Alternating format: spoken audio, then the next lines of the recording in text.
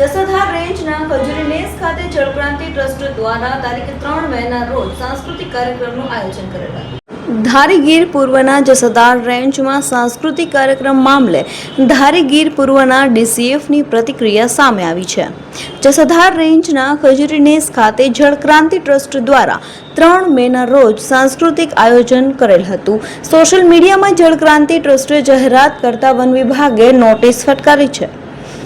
પ્રતિબંધિત વિસ્તારમાં પરવાનગી વગર કાર્યક્રમની આમંત્રણ પત્રિકા સોશિયલ મીડિયામાં ફરતી થઈ હતી।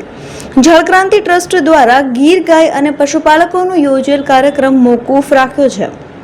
ધારી ગીર પૂર્વના ડીસીએફ વિકાસ યાદવે જણાવ્યું હતું કે સિંહોના વિસ્તારમાં ખલેલ ના પહોંચે તે અંગે વન વિભાગ કટિબદ્ધ છે।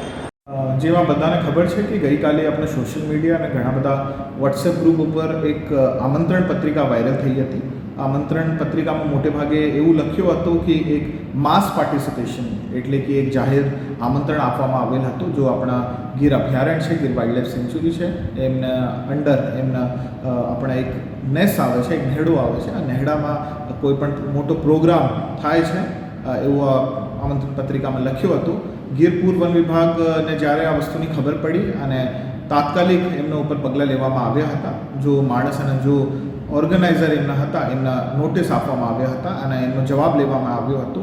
અને ગીર પૂર વન વિભાગના ડીસીએફ તરીકે હું આ બધાને ભાઈદારી આપું છું કે કોઈ પણ એવી પ્રવૃત્તિ જો આપણી સૌરાષ્ટ્રની આપણી ભારત દેશ અને ગુજરાતની શાન છે, એશિયાઈ સિંહ અને અન્ય વન્યજીવ એમના જો નૈસર્ગિક રહેઠાણ છે એમાં કોઈ પણ ખલલ પડે એવી કોઈ પણ વસ્તુ બરદાસ્ત કરવામાં આવશે નહીં અને કડક કાર્યવાહી પણ કરવામાં આવશે અને એમના માટે ગીર પૂર વન વિભાગ પ્રતિબદ્ધ છે। ધન્યવાદ।